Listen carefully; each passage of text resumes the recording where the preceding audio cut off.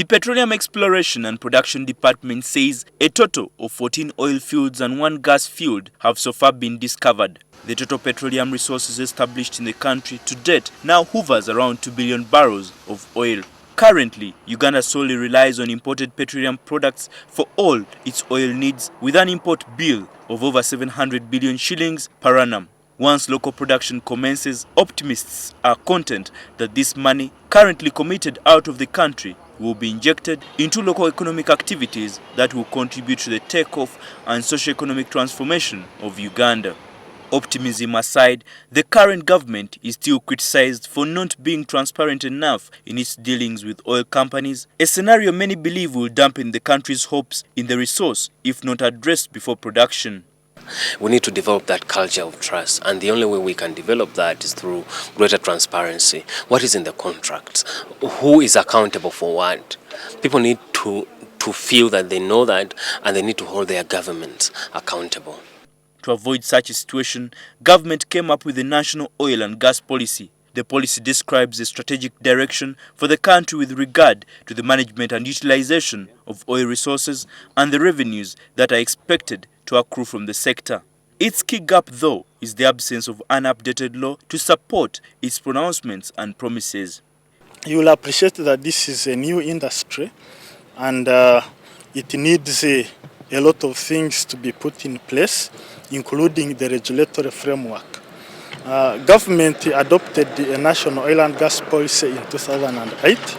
The policy puts in place a framework how we should be able to overcome many of the challenges, some of which are due to a petroleum law which might have been made previously without consideration of the stages that we are going into. While the country is still struggling to align its legal and regulatory framework to Uganda's newly found oil wealth, oil companies have already grown a collective investment of over $600 million in 2010 from just $50 million in 2006. The country is also yet to build an oil survey human resource which would support the industry to ensure that a good portion of the realized revenues stay in the country and indeed contribute to the transformation of the people here. The absence of adequate specialized training institutions within the country attests to this deficiency.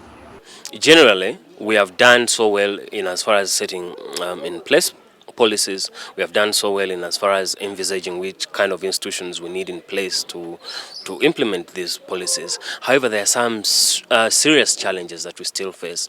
Implementation of those policies. How do we enforce these policies into place? We don't have yet the right expertise. We don't have yet the right nature of resources in terms of financial and technical. Compared to other African countries that have produced oil, we are far better.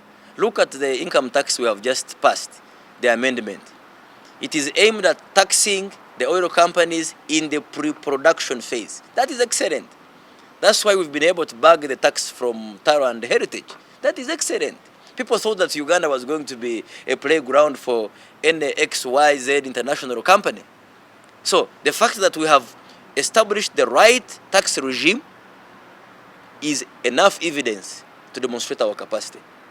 Uganda People's Congress candidate Olaro Tunu says his government will establish a Uganda Trust Fund where all oil revenues will be deposited and devoted to education, healthcare and agriculture sectors. We want the local communities to be the immediate beneficiaries of the oil revenue. They will not be the only beneficiaries, not the exclusive beneficiaries, but the immediate beneficiaries.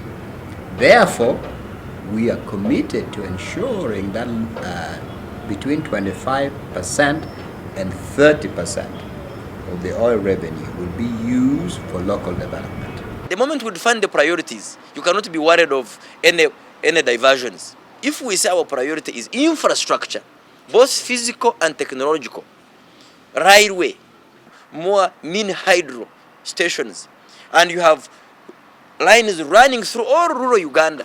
You have small agro-processing machines. You are solving unemployment. So to me, that plan that is ready to receive oil money is excellent, and Ugandans should applaud NRM for that. Other parties like Uganda Federal Alliance do not have a clear strategy for the oil and gas sector. Betty Kamya intends to adopt tourism as the country's engine for economic growth. She believes Uganda has a comparative advantage over other countries in the tourism sector. And some experts agree with her line of argument. It is also very important that everyone recognize that oil is very short term and not renewable, whereas other sectors like fisheries and forestry, agriculture and tourism are all renewable sectors which can go on forever and ever. And so it's very, very careful. It's very, very important to be careful to balance all of the different sectors together, which is why there are tools like strategic environmental assessments and other tools being used across the continent to help do so.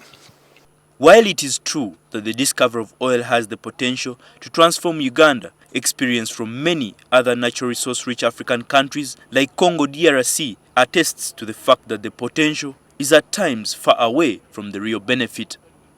Success will be based on three legs: the governmental leg, the civil society leg, and the private sector leg.